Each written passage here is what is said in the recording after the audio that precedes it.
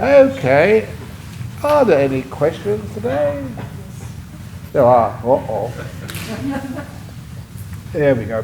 But anyway, just about half an hour of questions. Those which have the good karma get the questions. Those which don't do not get answers. We shall see. Oh, very good.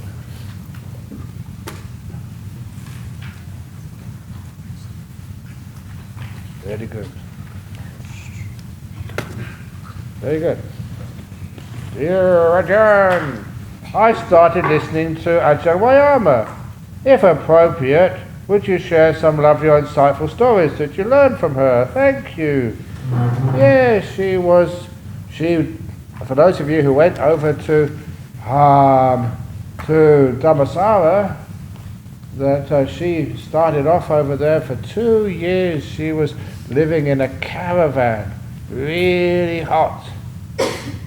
But she just stuck it out. Really, really tough nun. So she's over there, but she did get she doesn't know, some sort of cell degeneration, don't know what it was. But anyway, that she's fine. Every now and again that we give her a call, so she can understand everything. She's doing well. So even though on the outside, sometimes people, they can't talk very much, but I know that she's not that sick, because she can laugh at my jokes. So that's a sign of a higher brain function. So that's she's a good nun. She was over in Sri Lanka for a long time, I think with Ayakema. Ayakema story. It's one of the reasons why the monks or nuns should never go anywhere near gambling. Because Ayakema, she was teaching a retreat over in England, and on the way back, after the retreat had finished, she was being taken over to Heathrow, and on the way she had to get lunch before noon. So they stopped at one of these places, which was half a pub and half a restaurant. So to be able to get to the restaurant, you had to go just through the front of the pub. And so, they had a nice meal there. It was all okay, nothing sort of dodgy about, just having to walk a little bit through the front of the pub. But then afterwards, she'd finished her meal, or she was actually just finishing off, and her driver, she still had some English coins left, and they were coming back to, I think, Germany or to Australia, I forget which, but they had some English coins left, and it wasn't enough, to exchange at the airport, and they were just heavy. So the attendant noticed just at the entrance, you come out of the restaurant, and then just in front of the pub, they had one of these.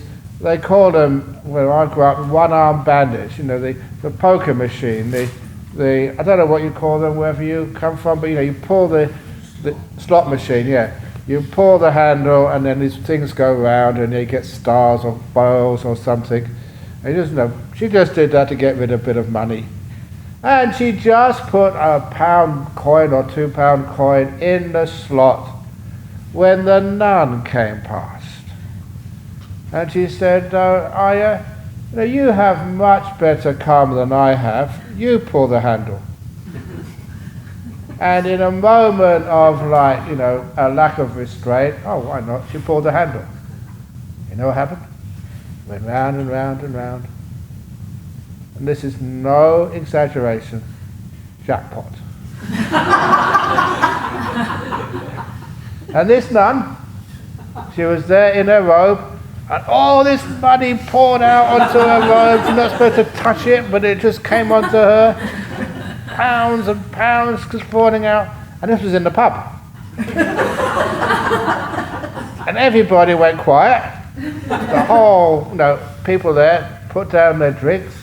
And the barman, he had a little bell, ding, ding, ding, ding, ding, ding.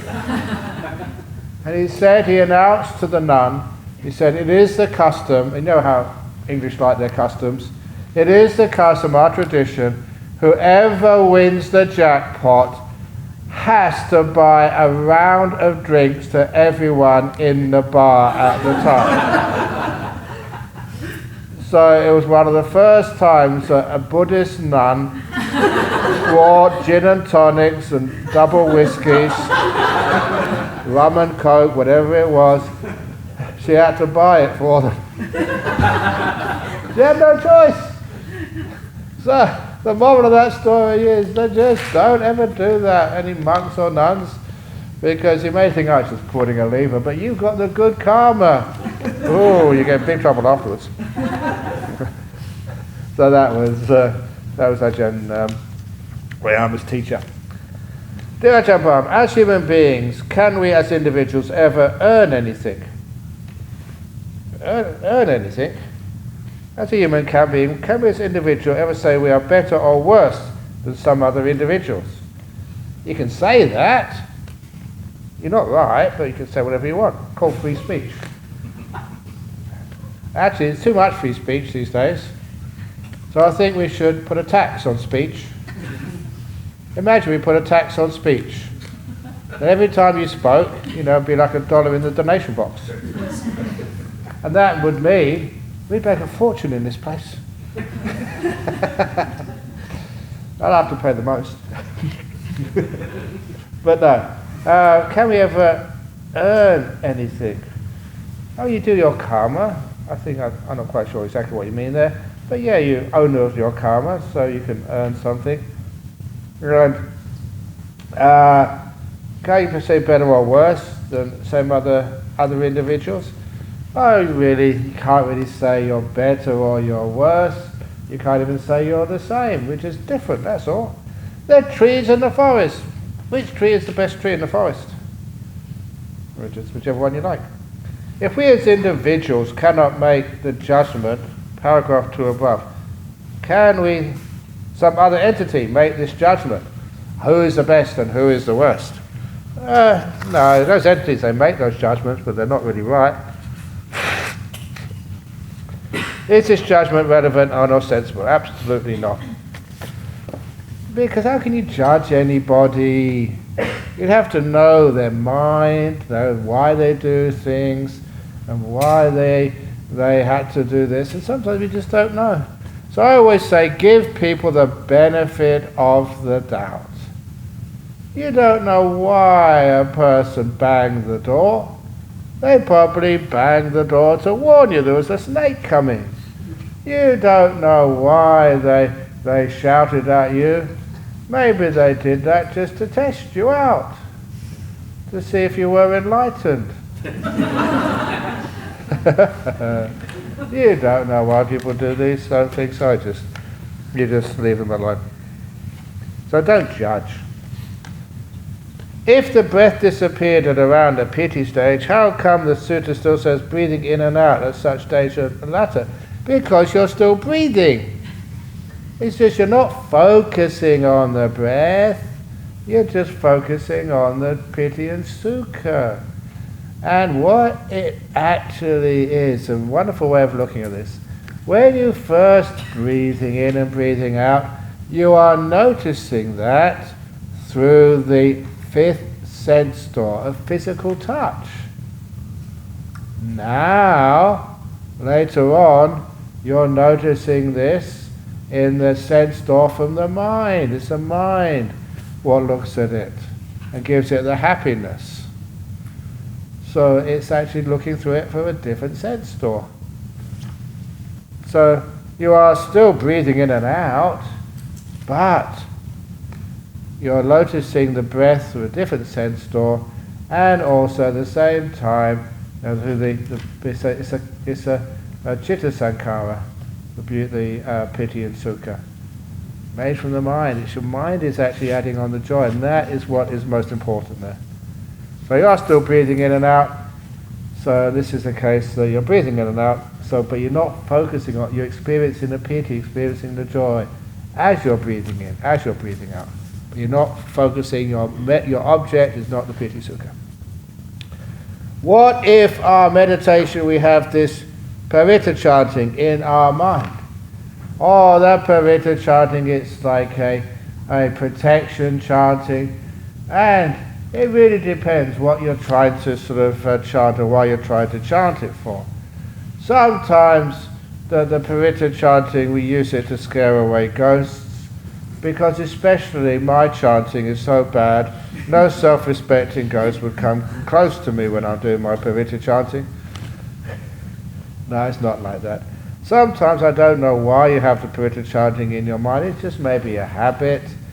And sometimes, if it's a habit, it means you're doing too much paritta chanting. So one thing you can do, if you've got chanting in your mind and you want to sort of try and go past that and have some more peace, then slow down the chanting. Iti piso bhagava. Then you're peaceful. Slow it down.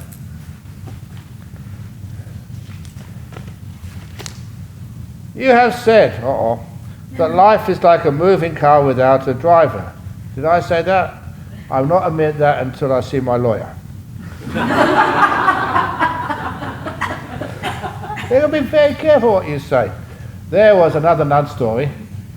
Nothing about nuns, it just happened with a nun. That sometimes what senior monks or senior nuns say, people just follow, without even thinking about it. So this was also in England, nothing to do with this nun, another nun story.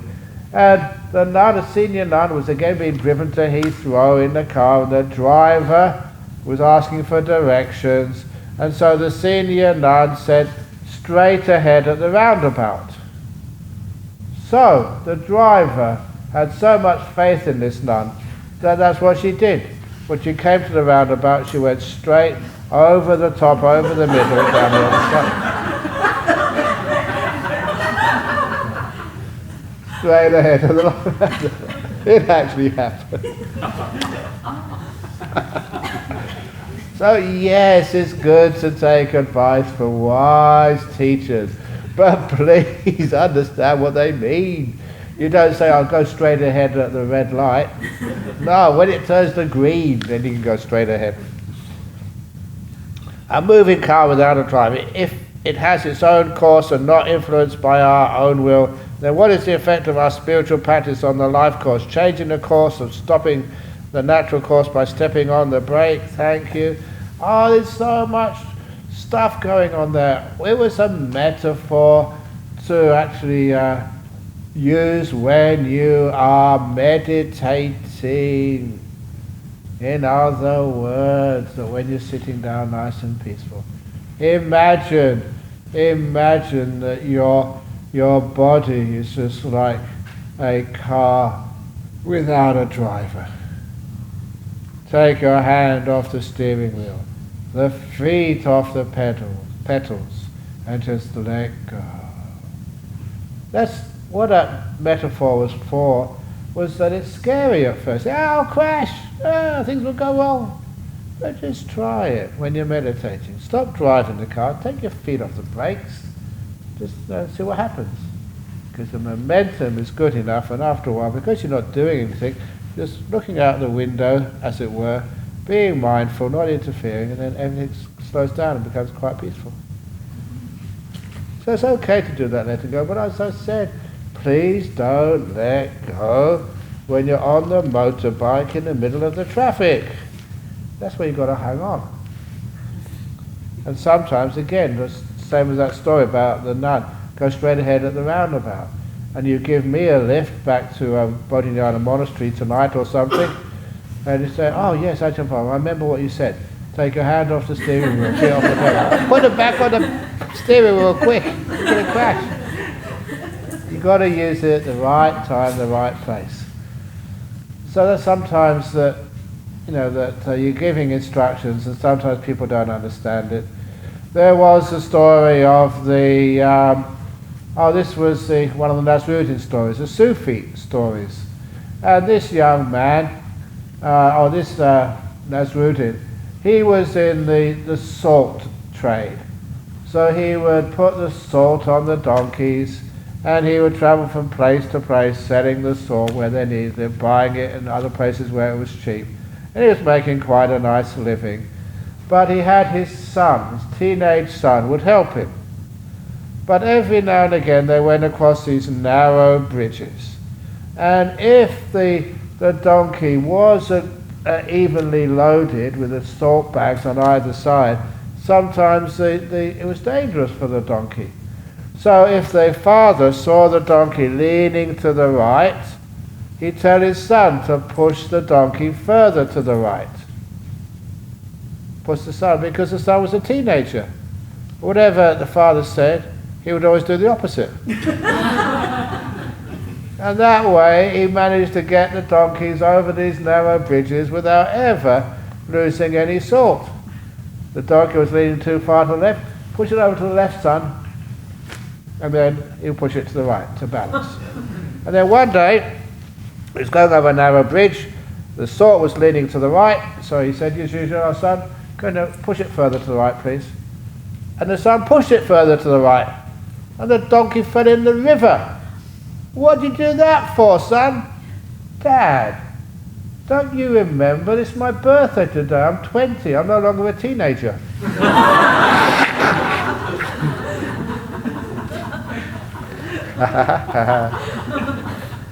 And that was about 12th to 13th century Iran. Amazing. Okay. As a layperson, we really do not have enough time to make advancement, let alone enlightenment. Who said you have a whole lifetime to get enlightened? Having said so, I managed to sit for almost an hour each in the morning and in the evening. Yay! Now I'm thinking to spend more time in the weekend to read sutra or studying the language of Pali. Yay! What should I do first, reading sutra or learning Pali?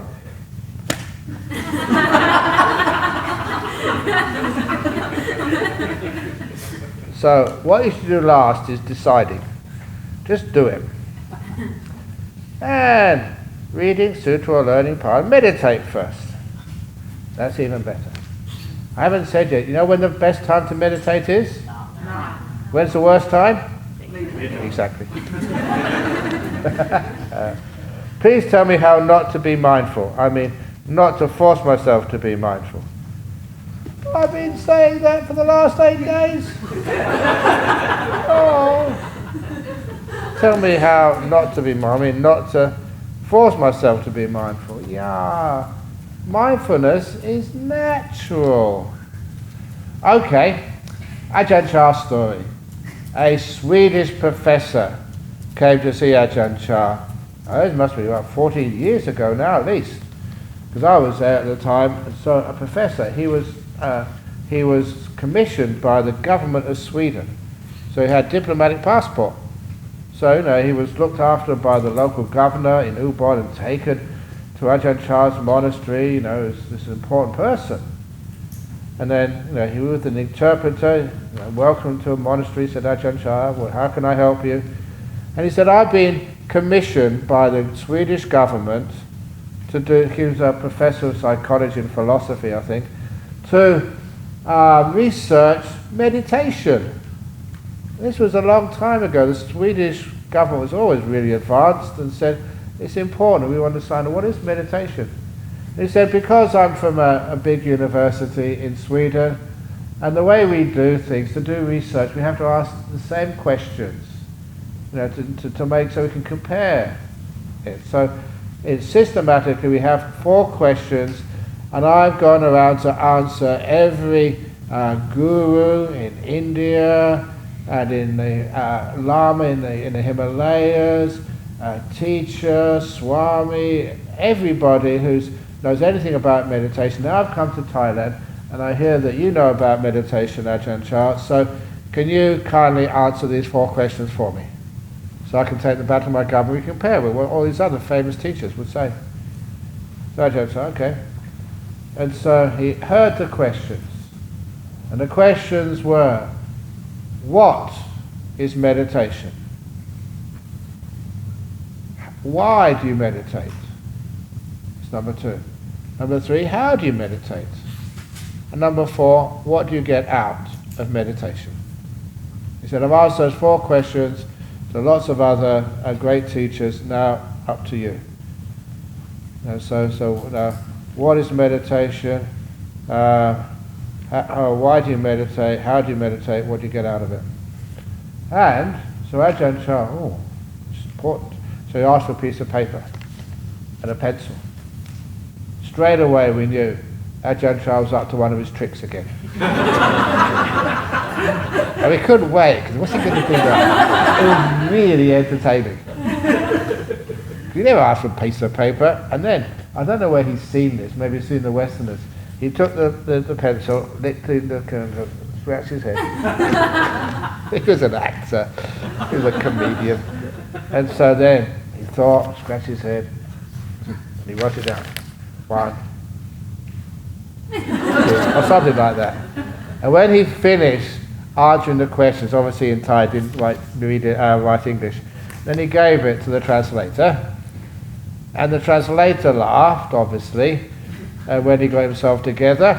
He asked the translator. He answered the professor, Professor, this is my master, Ajahn Chah. The answer to your first question is, what is meditation? His answer is, it translates as, what is eating? Your second question, why do you meditate? His answer is, why do you eat? Third question, how do you meditate? You got it, how do you eat? And the fourth question, what do you get out of meditation? What do you get out of eating? And Ajahn Chah looked at him and smiled, and the professor got really angry. I can't take answers like that. This is not a joke. I'm going to take this back to my professors and my government. And I said, that's all you're getting. Ajahn Chah was very stubborn, and they were brilliant answers. Meditation, being mindful, being peaceful, letting go, being still. I don't know what is peace, mindfulness, what is it? Why? Did anyone ever teach you what is eating? They teach you how to eat? Teach you why you eat? What you get out of eating? There's some things that when we learn about them, they get really complicated.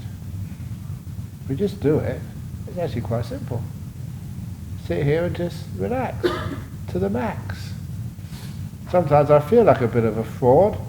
What I've been telling you to is to relax to the max. Don't you know how to do that? Should be the most simple thing in the world. Just do nothing.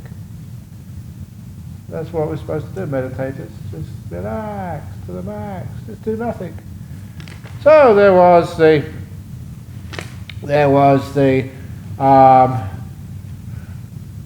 monk, and he received a call one afternoon.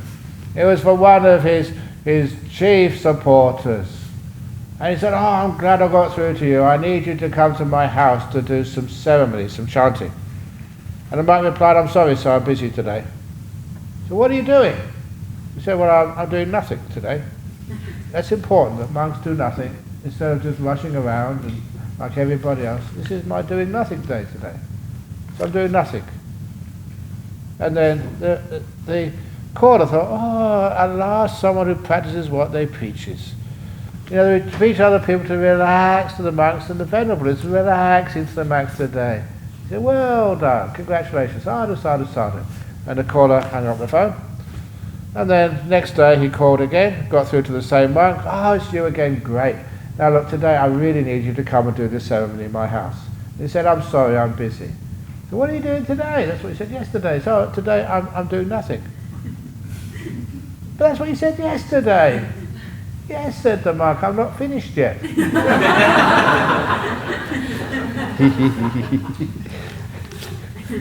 So he gave that priority.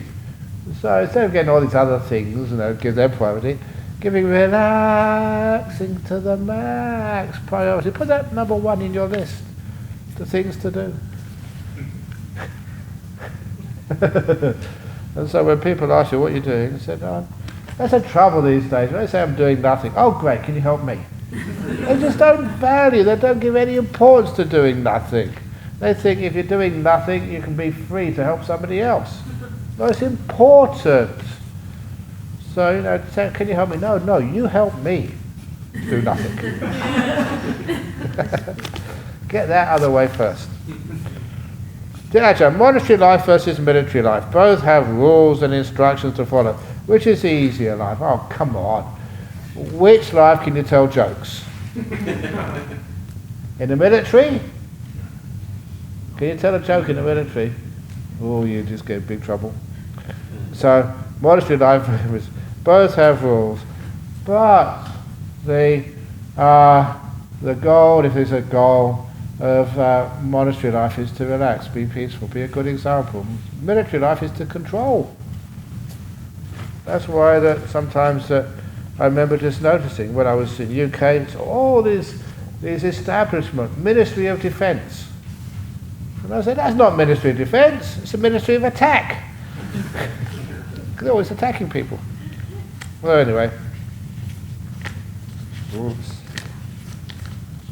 Dear Ajahn, I'm curious about your learning with Ajahn Chah.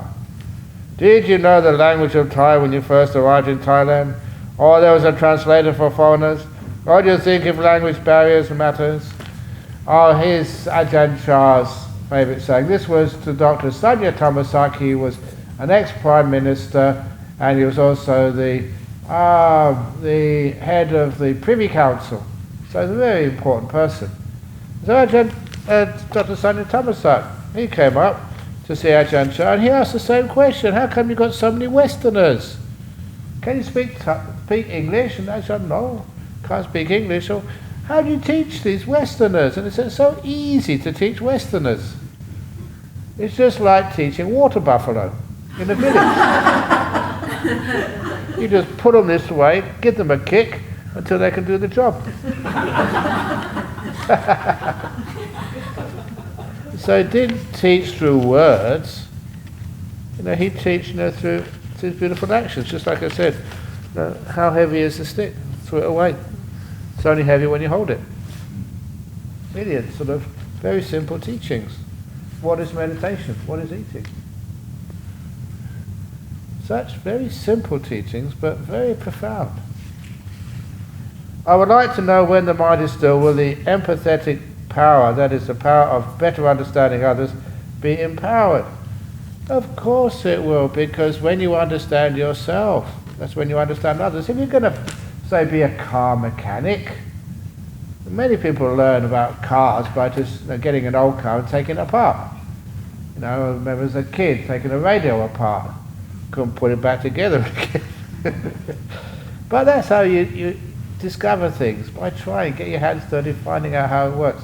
That's how I said about building brick walls, doing plumbing. You just get in there, give it a try, and see what happens. And so when you start to understand yourself, how do you understand yourself? Just watch yourself, mindful, aware, find out how you work. Your peaceometer. What makes me peaceful? What makes me agitated? It's not looking at books and figuring out what other people say. Just, I feel I'm getting peaceful now. I feel I'm getting agitated. Why? That's where we learn. And then when we learn what works for you, you find that works for others. I look at myself, you don't judge. The poor old Ajahn Brahm just tells terrible jokes, tells the same stories again and again and again. You've probably heard those stories so many times, but the same thing happened to Albert Einstein. You've probably heard Albert Einstein's story as well, but it fits. Albert Einstein, the great professor of physics, in Europe, once he started to become famous, he was invited to go to United States to talk at universities. And when he went there, of course not in an aircraft, it was in a boat, a passenger liner. And the universities on the East Coast, they arranged everything. They had a chauffeur, a car, and he would go from one university to another to give his lectures on general relativity. The same car, the same chauffeur. Now remember, these were the days before internet and Wikipedia and Facebook, so only a few people had seen a grainy photograph of him on a newspaper. They didn't know too well what he looked like. That's important. So what happened after about 5 or 6 universities, always giving the same lecture, the chauffeur remarked to Albert between one university and another. He said, you know, I've listened to so many of your talks, you know, I know them almost off by heart. In fact, I probably could actually deliver the next talk and they probably won't realize it's not you, it's the chauffeur. And Albert Einstein thought, yeah, what a good idea, let's give it a try.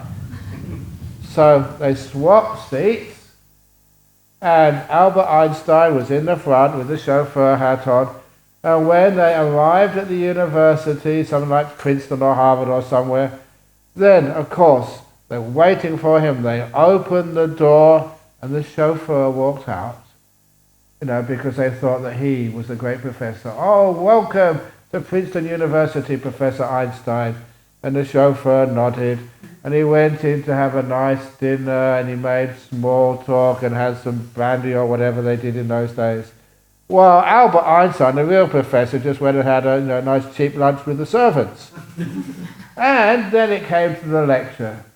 So they invited the great Albert Einstein, the amazing professor of physics, the amazing person who's broken so much new ground in physics.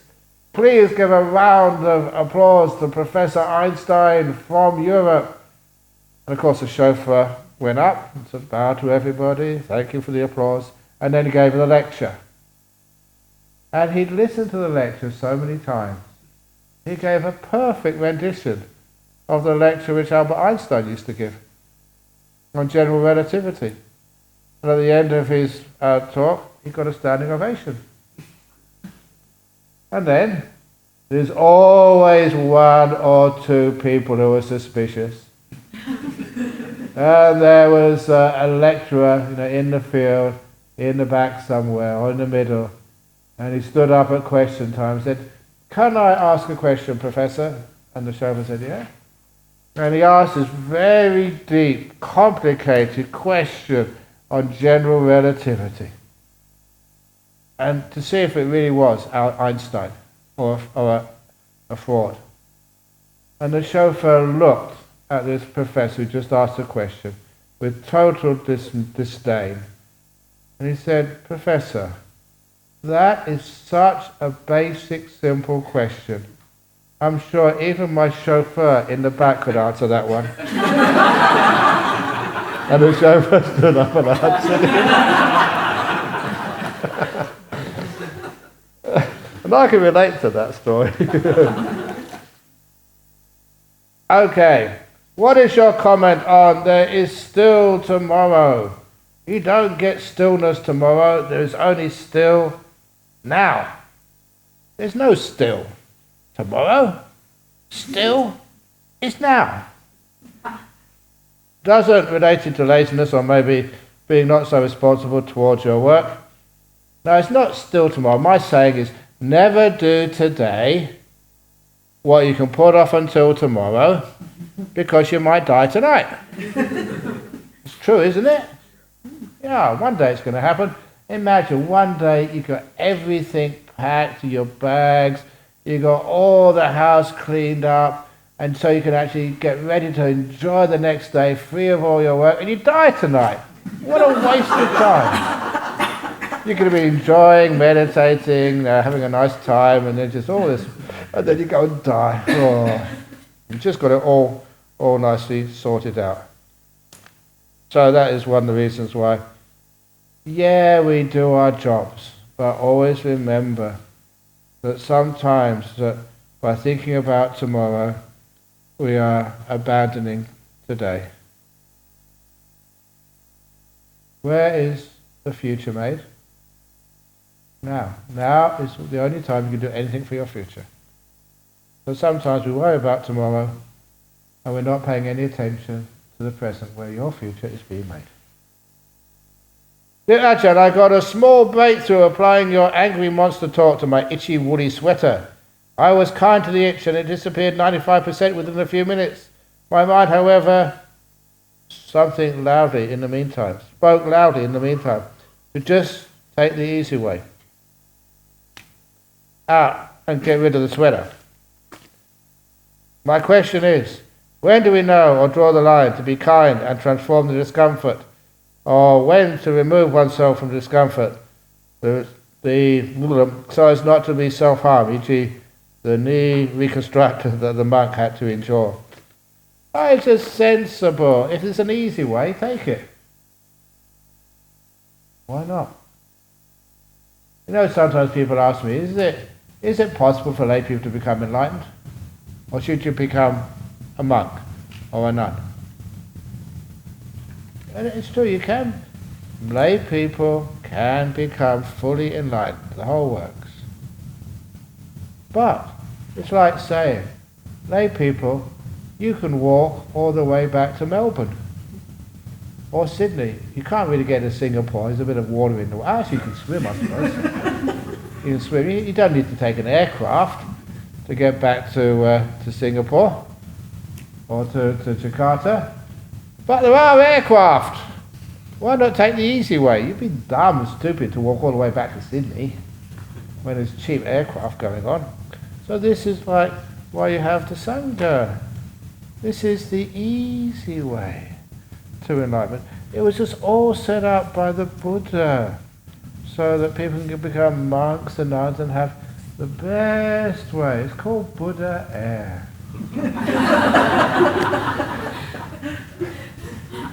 So why not? So anyway, your angry monster, if there's nothing else to do which works, then try the angry monster. But the best thing to do is actually keep the monster out to begin with. We just want to be happy. Speak for yourself. Why just... But, you know that...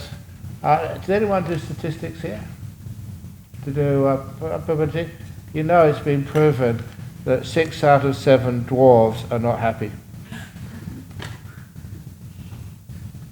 6 out of 7 dwarves are not happy. The 7 dwarves? Snow White? Snow White and the 7 dwarves. One of those dwarves is named Happy, yeah. So statistics proves that 6 out of 7 dwarves are not happy.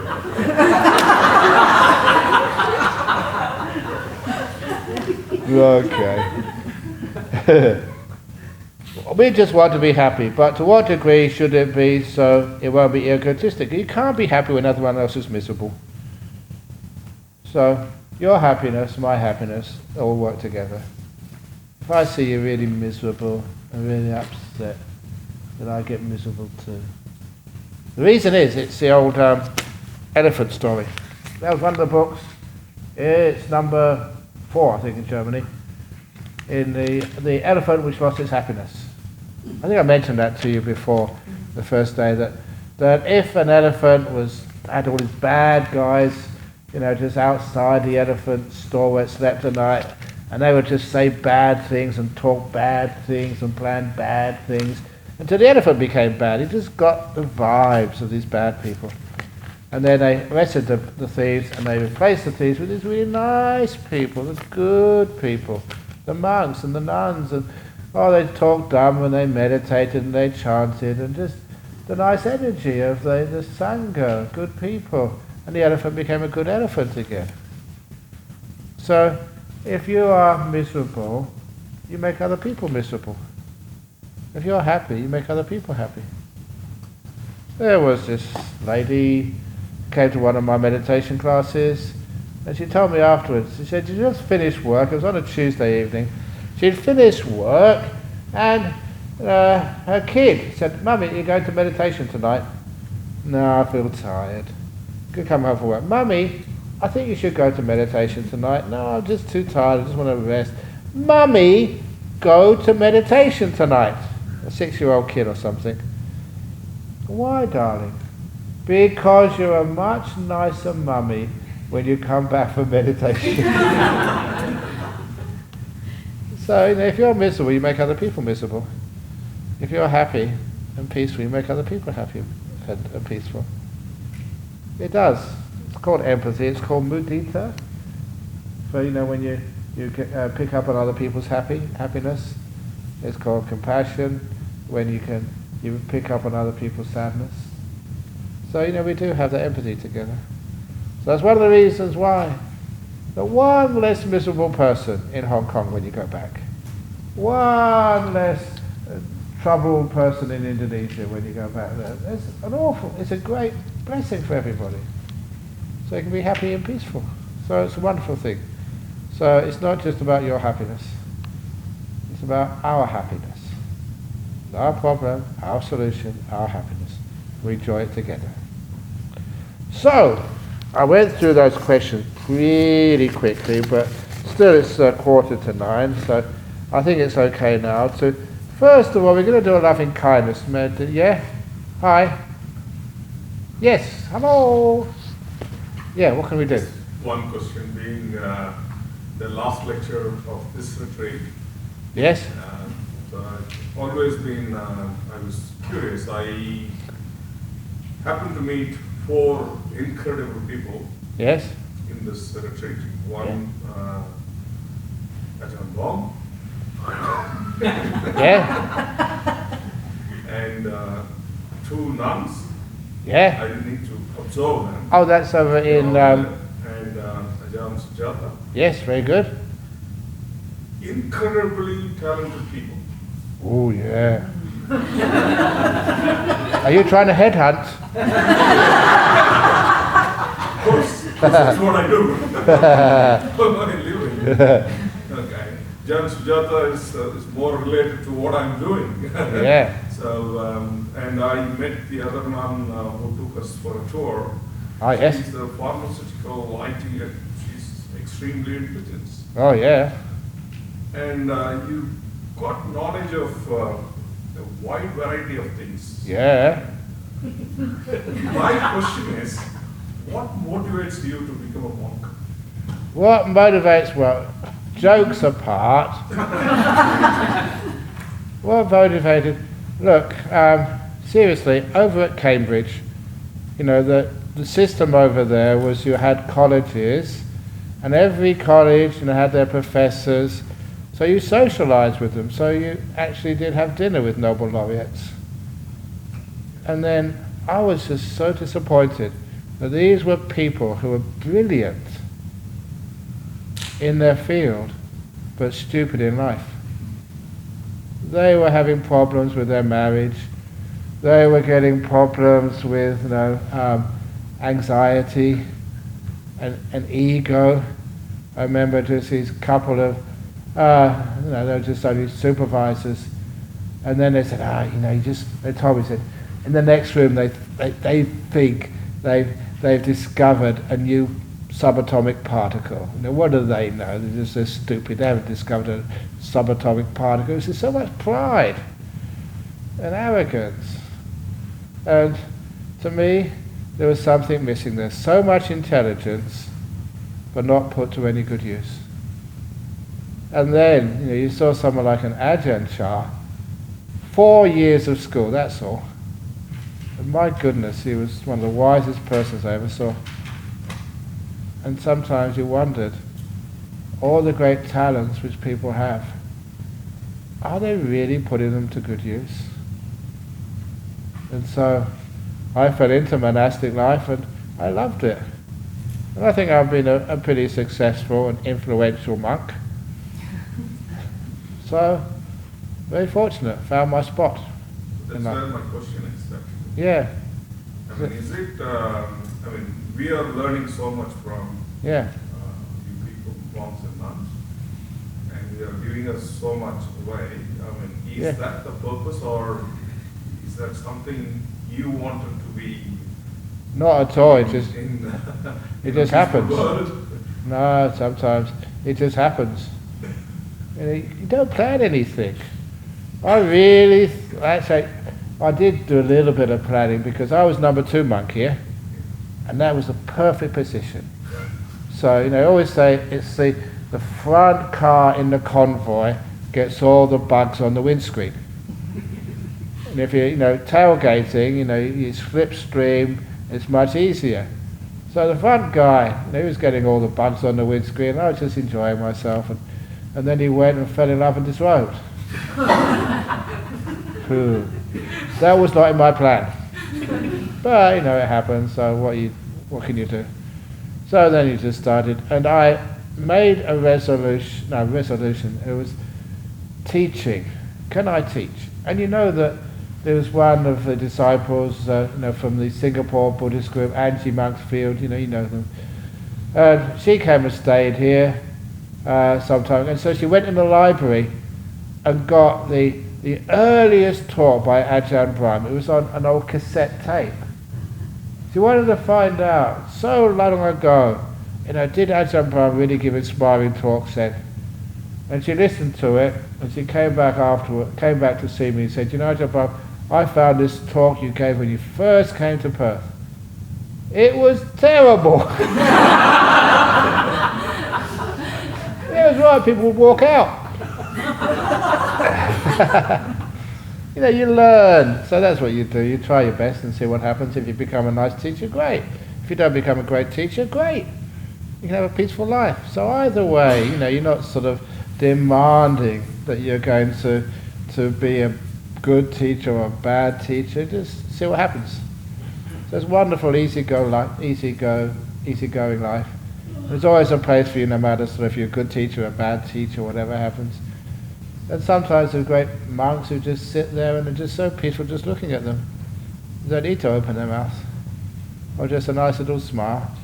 And that makes other people stay. And same with the nuns. I don't know how many nuns you talked to, but when you saw them, they were inspiring. They don't need to speak, just who they are. So there's many, many things we can do. So this is one of the reasons why you become a monk. You don't really realize why you're becoming a monk. But then once you sort of get into it, it actually feels really good. And the nice thing about being a Buddhist monk or a Buddhist nun in this tradition, you can leave any time. And there's no shame on you. Say, bad monk, bad nun, you didn't make it. It's always, well done, you made it for a whole week. Congratulations. It's not a hard thing to do. 2 weeks is wonderful. So that sort of positive, not criticizing, and not struggling, and not forcing the issue. That was a very beautiful thing which we learned. So that was a little things which reason I not just became a monk, but stayed as a monk. Excellent. Okay, so now, it'd be good. Any other question before we do the... Okay, let's do a loving kindness, maybe 20 minutes or so. So first of all, some of you, including me, have been sitting down, so we've got to practice what we preach. If it's loving kindness, get up and have a stretch.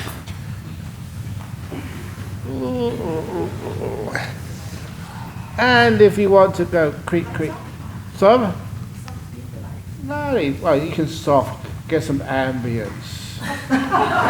Make it romantic.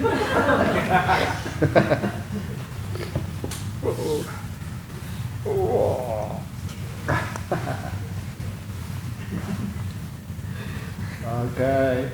Whoa, it's a bit dark. Okay. There we go. So when you had a bit of a stretch and a scratch, then you can go and sit down.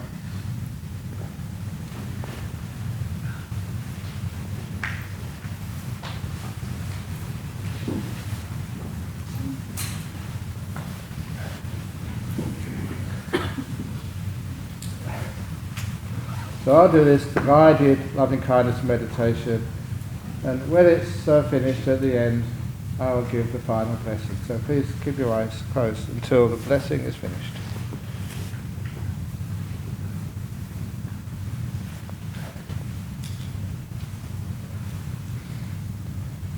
So you close your eyes. It's a kindness meditation, so please be kind to your body first of all. With your eyes closed, you have more space in your brain to be aware of the physical feelings.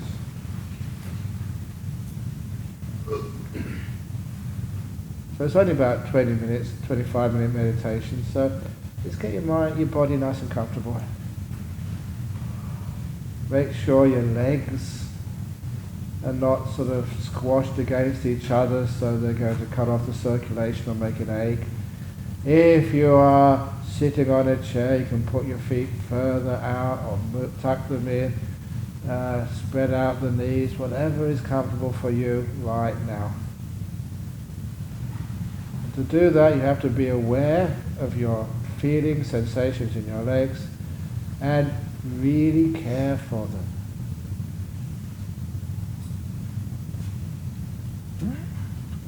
And then you can move your attention up to your butt. These buttocks are pressed against the chair. Sometimes they get sore because you don't look after them, put them in the best position to begin with. So get your butt just really nice.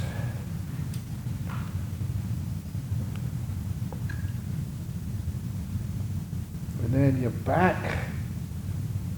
I still like this. I like to sort of stretch the back when I've got the butt all nice and settled. Stretch it and get all these endorphins. It's why dogs and cats do stretches. It's beautiful. Even kangaroos do as well.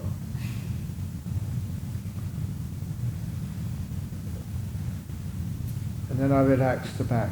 I'm really aware of it. Feel it. Understand it. Get to know it. And I experiment. Move it this way, move it that way. Maybe move it back, lean against the chair, move it forward, even lean it to the left or the right. All the time I'm checking, is this more comfortable?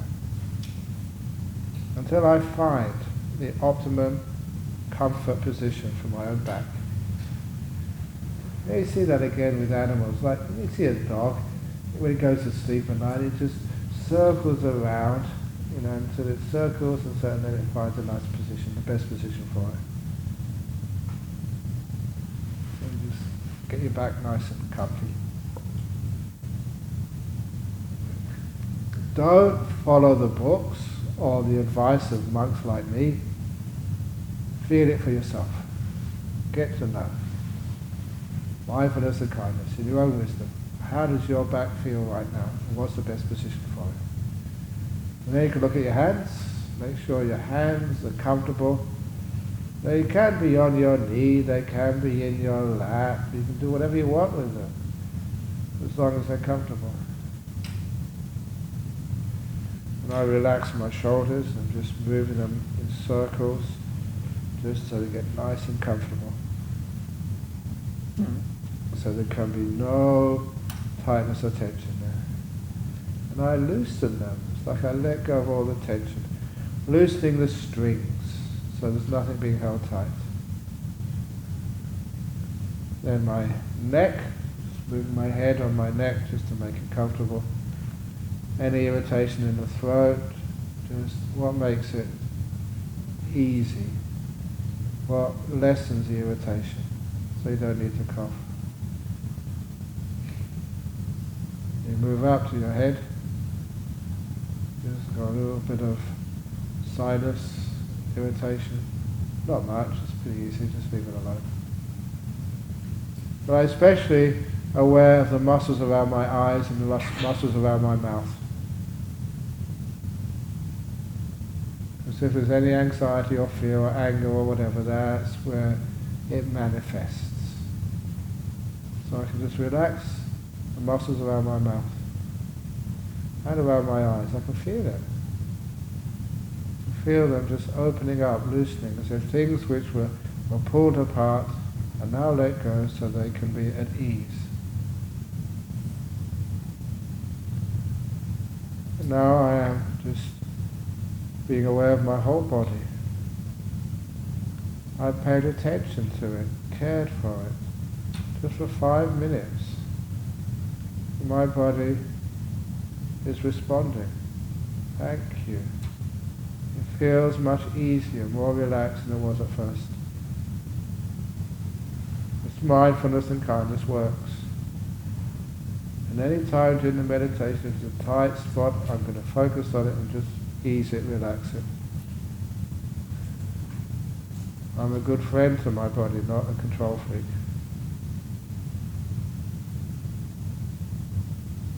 And then I look at my peaceometer. Done a lot of work today. How peaceful are you, mind? And how can I get you to be a little bit more peaceful? I always notice if any perception of time, future, past, that makes me tense. It's natural, it's just what happens. If I stay in this present moment and just trust things will work out, in this moment, respecting this moment, being kind to it, and I find that the tightness vanishes. My peaceometer shows more and more peace.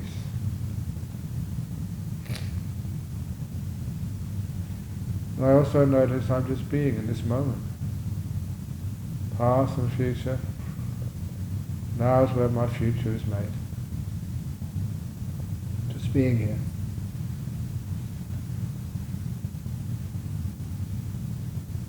And now we do the loving kindness. To do the loving kindness, we use a little bit of inner commentary, which I will supply for you. It's understanding that loving kindness, compassion is similar to a fire. To light a fire, you have to use a match and something which very easily takes a flame, like dry paper. And then you put on bigger pieces of wood, the kindling or the twigs. And as the fire becomes established, you put on bigger and bigger pieces of wood. And when you've got a big hot blaze going, then you can put on the big wet sappy logs. And there's enough heat in the fire to burn out the moisture, so the big sappy logs also take the fire, in this case of loving kindness. So, to start the fire of loving kindness, if you can imagine a being, an imaginary being, not a real one, I usually choose a little kitten. I just like kittens, abandoned, lonely, hungry. It could imagine a puppy. It could imagine a child. It could imagine a rabbit, a bunny or whatever. Or it could imagine just like one lady who didn't like pets or babies. She imagined a little pot plant.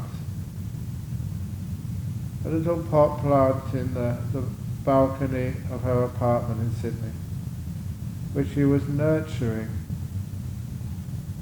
Whatever you can imagine is vulnerable, which really needs your protection and your love and your nurturing. When I say kitten, you can use anything else which you feel is something you really do need to nurture. So I look at my little kitten, abandoned, hungry, frightened. It's like every time it's come out and trusted somebody, it's been let down and hurt and frightened.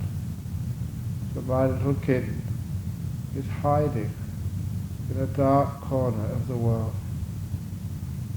afraid, cold, wanting a friend, but too afraid to try to find one. It's been hurt too many times. And I walk past and see these eyes in the blackness. Kitten's eyes.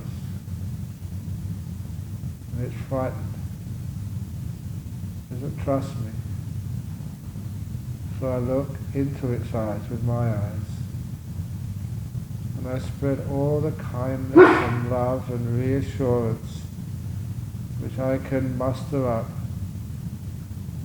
concentrate into my eyes and just spray them.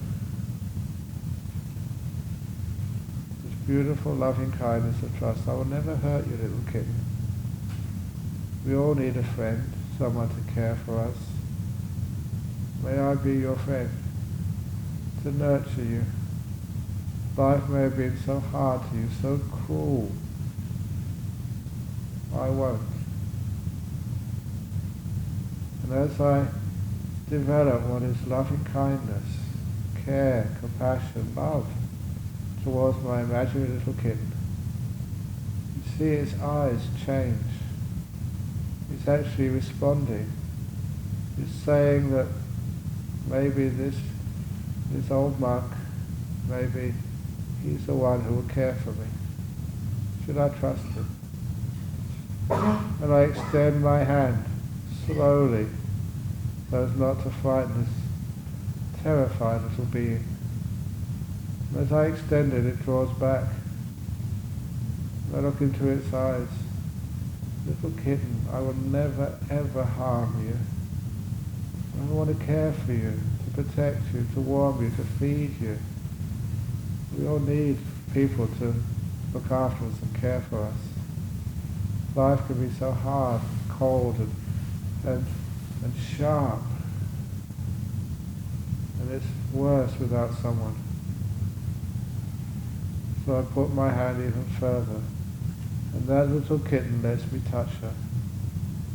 And I feel the fur, not like an ordinary kitten's fur, it's dirty.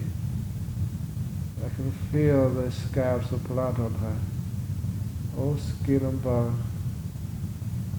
This poor little kitten has had such a hard introduction to this life. And still keeping eye contact and just focusing all this loving kindness, reassurance, feeling of safety, love, through my eyes into her eyes. I gently pick her up. The amazing thing is she lets me. She trusts. You can see that she's ready to jump away. And the first bit of fear, I have to be so careful as I bring her right towards my chest, my robe. I hold her so gently. Dear little kitten, the door of my heart is open to you.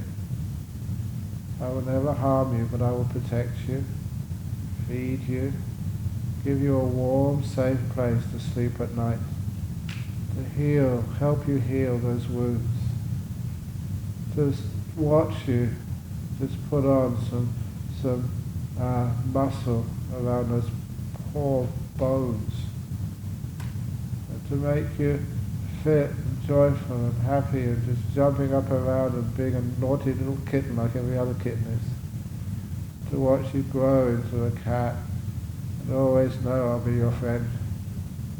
You not controlling you, go out and do cat stuff. I'll always be there for you when you come back. With a nice bowl of milk or whatever else I can find for you. Dear little kitten, I care for you. As I'm holding it on my chest, it's only an imaginary little cat, just like it's real now. I feel the warmth of my chest begin to tingle. I spread that warmth, that tingling, loving kindness into the body. Go from the little paws down to its tail, up to its ears and its whiskers, all through that little kitten. My love is warming it, giving it perhaps the first feeling of safety since it was taken away from its mother. Even though it's hungry, what it wants now is safety and warmth and love. The food will come shortly, little kitten. And I hug it so gently, warm it, and I feel this beautiful golden rays, light of loving kindness coming from my chest, through my skin, through my little kitten's fur, and into its body. This loving kindness, compassion, it goes all through its body, healing it, softening it, and I can feel it, just the hard fear in its body, making it rigid. It's now softened. It's like a ball of just soft fur and fluff, like it should be. Little kitten, the door of my heart will always be open. I care for you, let me care. And I even imagine hearing this little kitten begin to purr. With his eyes closed, it trusts me implicitly. It's purring. It's found a friend, a protector. And when I develop these feelings of loving kindness, compassion, care, spreading to this little kitten, the feeling in my chest gets tingling, I can really feel it, it's strong. I've started the fire of loving kindness and care. So now I imagine another being, a real person, someone who I'm very close to, a person who is maybe your closest friend in this life. It could be your partner, it could be a child, it could be your father or mother, whoever. Imagine them as if they're right in front of you. They are like the little kitten. They may be old and strong and wealthy, but they need kindness and love as well. Otherwise, they just get hurt so easily. So imagine that being you're so close to in this world. Imagining my dear friend, partner, lover, family member. I care for you. I truly care. I want you to be happy, to be healthy, to be free of all this worry and anxiety, to see you smile, like purr, like that little kitten. And you imagine all this loving kindness coming from your chest, these golden rays of light going right through your chest, into them, bathing them, drenching them, from their head to their toe, to the tips of their fingers, to the edge of their ears, going right into them, reassuring them, and they can't resist accepting this incredible, powerful, loving kindness. Sincere care. I'd never want to harm you. I'm just here to be of service. It's not about you, it's not about me, it will always be about us. I care, truly. And I even imagine at this point invisible arms coming out from my chest, going around them, round the back, pulling them towards me, hugging them, reassuring them, giving every part of my body and mind over to kindness and care and compassion and love, forgiveness and acceptance and friendship. As you, so me. As me, so you. I care for you. You feel the power of loving kindness. It's very blissful, pleasant, delightful. You just let yourself go with that kindness given to somebody else. You can feel them just relax and melt under your loving kindness. And then, without opening your eyes, imagine all the people in this room, all in this hall, who have spent the last 8 or 9 days with you. Some people you haven't known before. Some people you've been passing in the dining room. They are just so like you. They get hurt. They're sensitive. They get bruised physically, but also in their mind. And all they need is this tiny bit of kindness, acceptance, love, to know they belong, that people care for them. So you spread this beautiful loving kindness, this fire we've been building up in our heart, through your chest, to every person in this room, including me, everyone. May all the beings in this room, meditators, not judging, not comparing, all beings on the path, you all belong here. You're all cared for. You're not rejected. You belong. We care for you. Please open your heart to receive our love. It's a very dangerous and scary thing to receive love from somebody else. But it's the only way.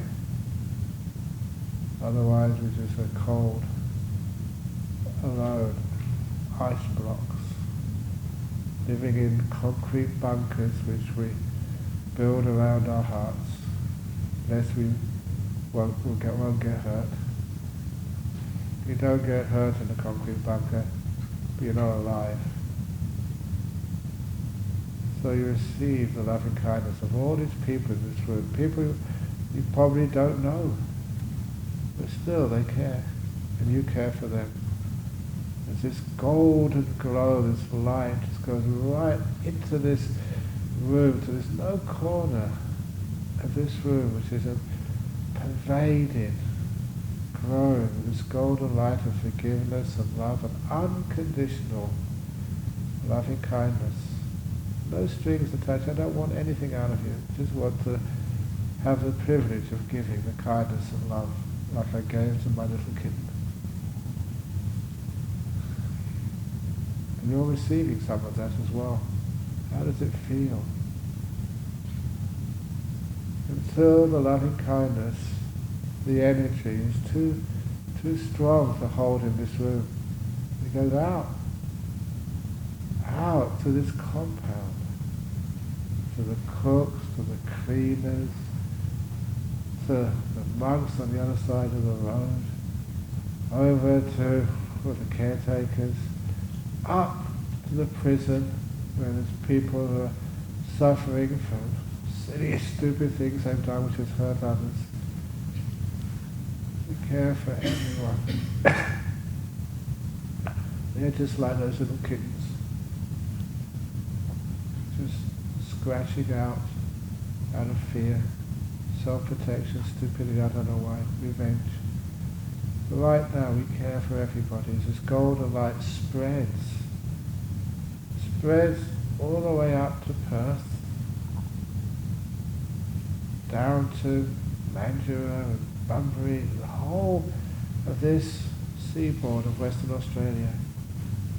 Because here there are husbands and wives arguing, kids feeling not heard, parents alone, people in hospitals fighting for their life. May all beings in the great city of Perth receive my love, unconditional, no strings attached. I care for every one of you. How can you do that? Just like the sun, it shines on all beings without discrimination or choosing. That's what real love is.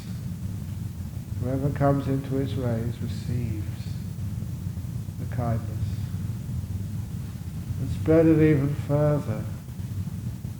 Many of you come from distant places, from Melbourne and Sydney, Zealand, over to Indonesia. There's so many friends over there. Hong Kong, over Thailand and Singapore. I was never born in that part of the world because so many people I love and care for and love and care for me. May all beings in that part of the world be free and happy as a gift from me, freely given, no strings attached, asking nothing back in return. Just the joy, the privilege of giving that love. As you spread it even further over to Thailand and Burma and China and India, all your relations there, some maybe you don't even know. Doesn't matter. You give it to all beings, and over to the Middle East, Africa and Europe and United States, all beings, South America, Canada. May all beings on this great planet Earth, not just human beings, animals and birds as well, and fish and whales, all beings, in this moment, may you just feel that we care for you. You may be afraid, may be hurting. May just that knowledge, that little bit of kindness, take the edge away from your pain. May this whole world, including the environment, the rivers, the trees and the forests,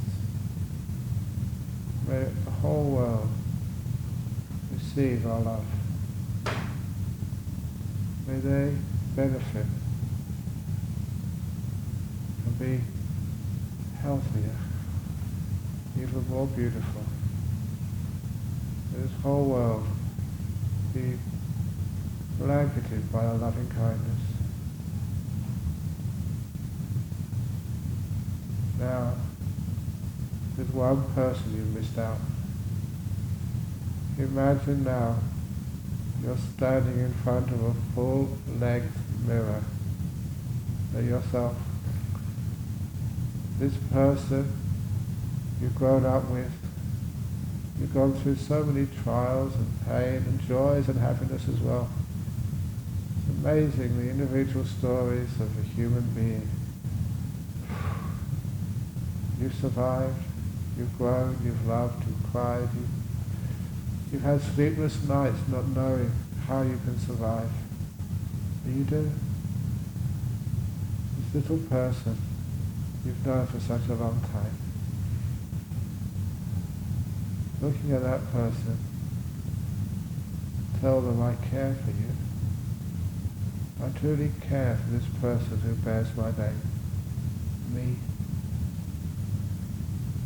This loving kindness from your own heart goes right inside of you, around you, healing, freeing, non-judging, learning how to find peace with yourself as you are, not changing, not growing, not improving. Just like mothers love their children, just as they are. The door of my heart, say to yourself, is fully open to yourself. No strings, no condition. Just come in. You pushed yourself outside, rejected your own self as being you can never escape from. Say, I care for me. I forgive me any faults. I love me. With sincerity and peace and wisdom.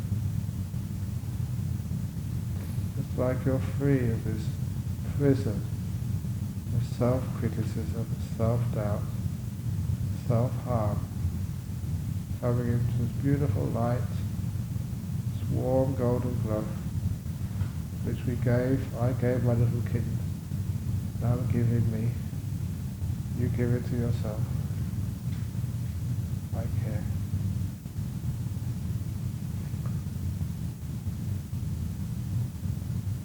How does that feel?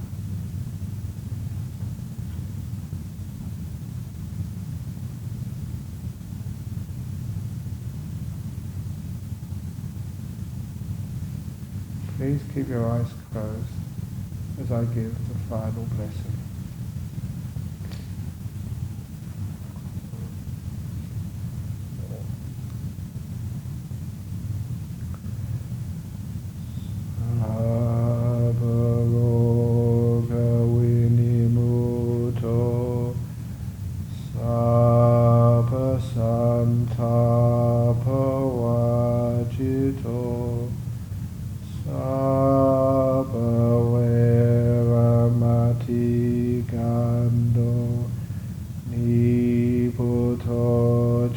tuang bhava sabitiyo vivachantu sabbarogo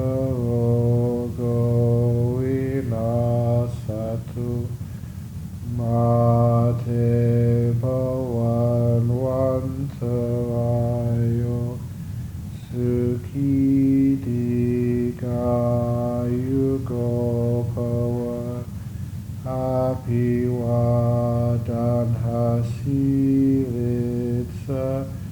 nichang utapachalino chataro dhammavatanti ayuvano sukhan phalang. May you all be at peace, good health and happiness, to be free.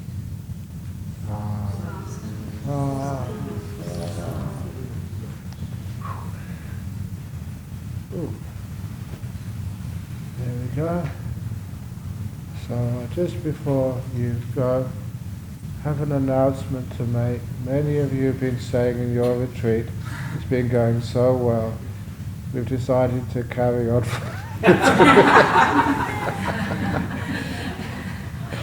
No, so tomorrow, have a nice night. Tomorrow, meditate here. There won't be any chanting. Get your breakfast, and then just have a nice wander over to Jhana. Those who need a lift, I'm sure there'll be cars to come over. And those of you travelling back tomorrow to your homelands, your countries, your friends, your family, the people are really missing you. Just go back and give a lot of kindness and love and peace to them. So may they be happy as well too. Okay, there we go. All done. Very good.